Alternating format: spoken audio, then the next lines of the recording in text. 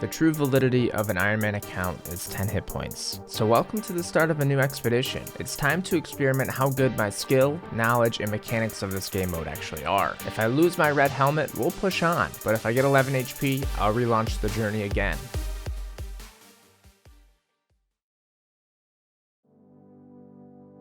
In the last video, I ran into a slight roadblock when going to sell my 14,000 rune arrows that we got in episode number 1. We need 50 thieving to sell to Martin Twait, so what I plan for this episode is to quest 50 thieving as much as possible, and then finish it off by going to fruit stalls.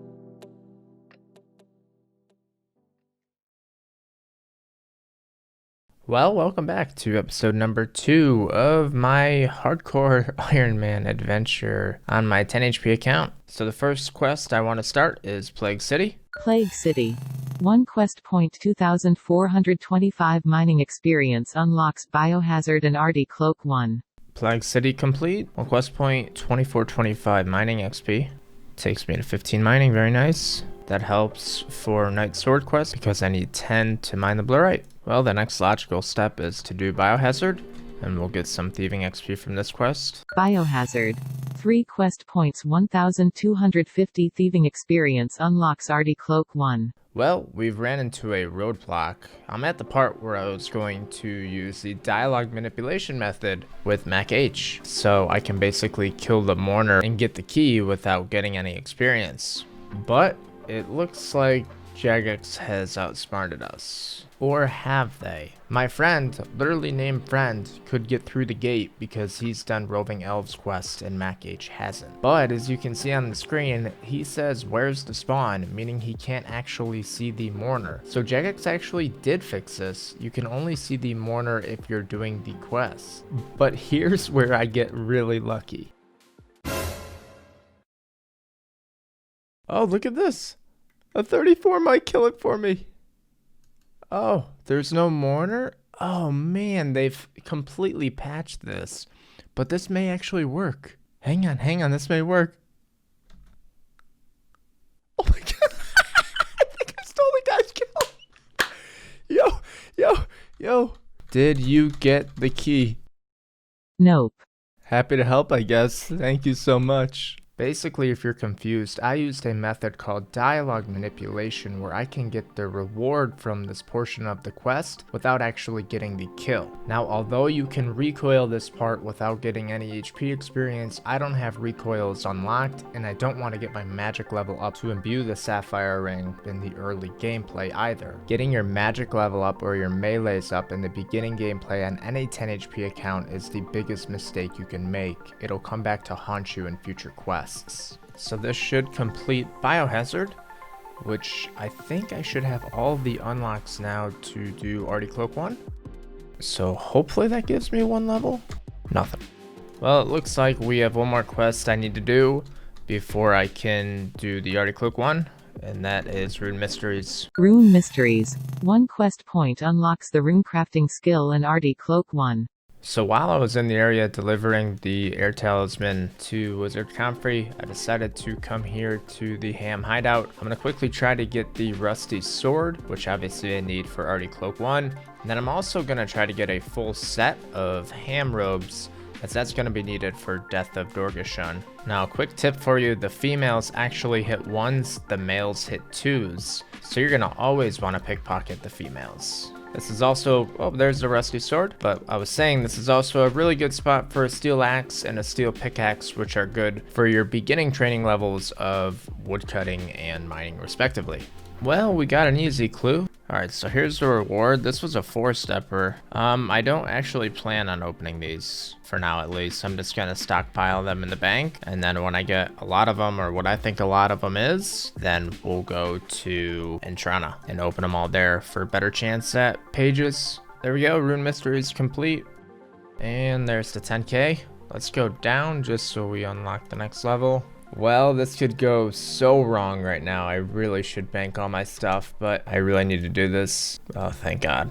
I genuinely can't explain the luck on this account so far. So I just happened to get a jug of wine to get my 10k, and it turns out I need a jug of water for the next quest that I'm doing. The quest I'm going to be doing is Monk's Friend. We'll get like 15 woodcutting from this quest, and then we'll train our fire making to level 30. Monk's Friend.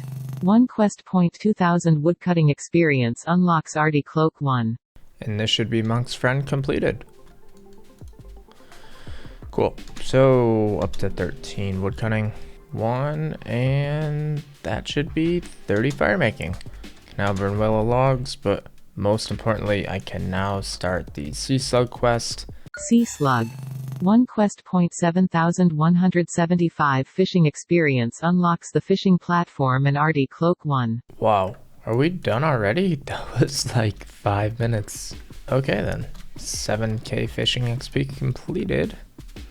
Up to 24 fishing, and now we can do fishing trawler. Task completed. Of course, we're not going to actually play the minigames, so let's just do a world top. And this should be the last one. Teleport to Wizard Cromforty. There we go. Completed all easy tasks. Let's make our way to the Flying Horse Inn. Alright. There's my Arty Cloak 1 on the account. Very nice. And again, we're going to use this on thieving. 2500 thieving XP, so up to 37. Next on the agenda is going to be Client of Corrand, and then we're going to do Queen of Thieves, which will give 2k thieving XP. We are starting Client of Corrand. Client of Corrand. 1 quest point 2500 experience lamps unlocks the Karist's memoirs and 20% favor in house of your choice. So this should be Client of Corrand completed.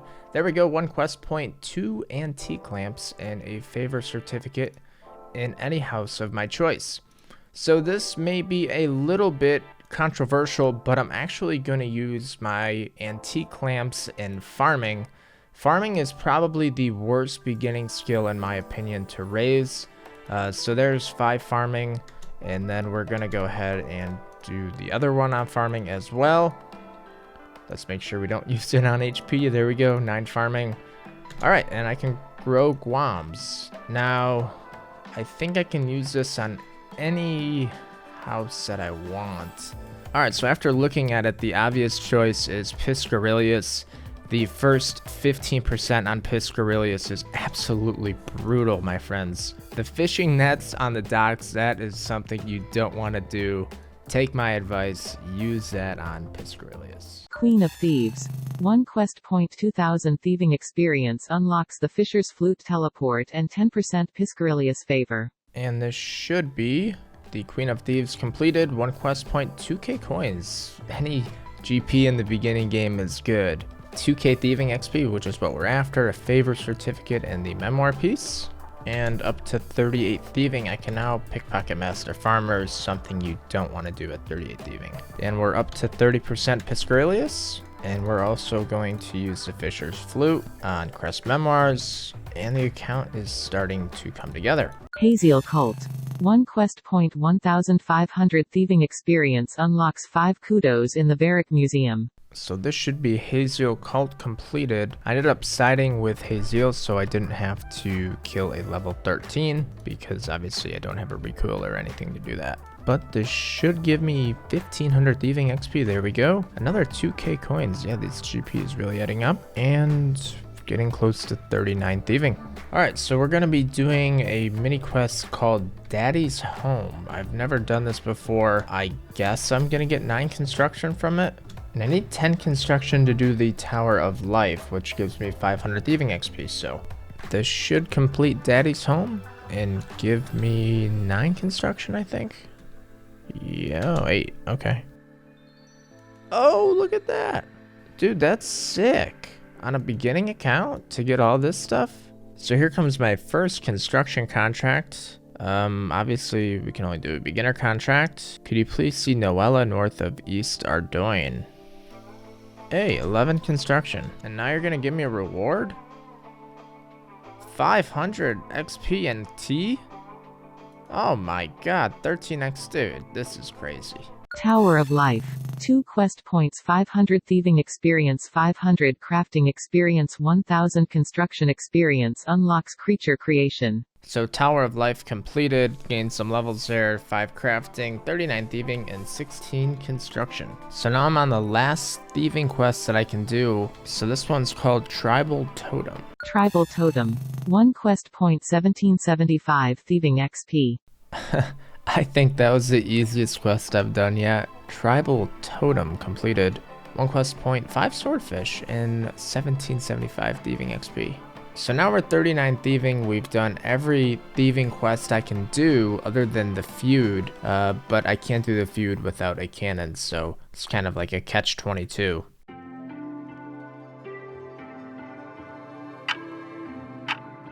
And here comes 40 thieving. You can now pickpocket city guards.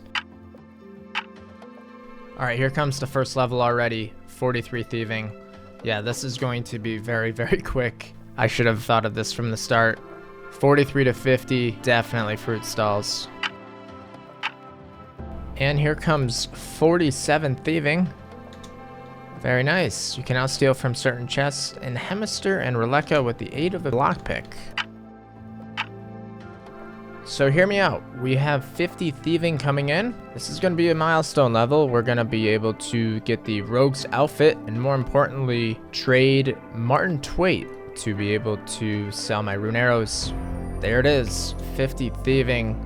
You can now steal from silver stalls and crack wall safes in Rogue's Den. Now the other nice thing about that grind is I didn't originally anticipate doing 42 to 50 thieving at fruit stalls, but I got a ton of strange fruits in the process, which was really good for early energy. Also got some going over fruit tops. Let's take a look at exactly what we got. So we ended with 46 going over fruit tops and 91 strange fruits. All right, so here's the game plan. What we're gonna do is we're gonna sell 14,100 rune arrows. Now I've configured my rune light settings in a way here where if I switch this to buy 10 and sell 10, I can actually hold shift and it'll do that for me. Oh, look at this. So you got a bot that's currently selling some stuff. See that? That's a bot. Look at this. Look at this bot. There's your problem. 15 arrows he's decided on.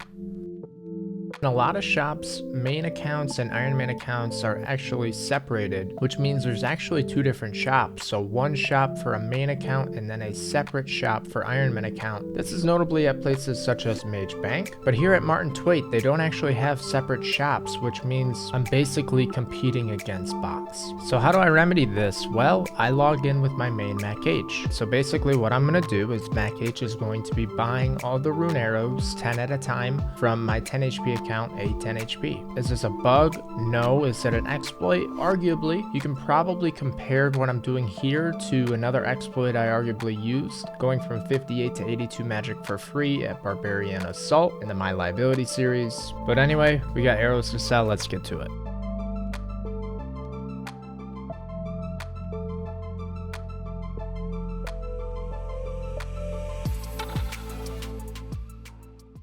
Well, here comes the final 100 rune arrows. I'm sitting at over 2.8 million GP. And we are done.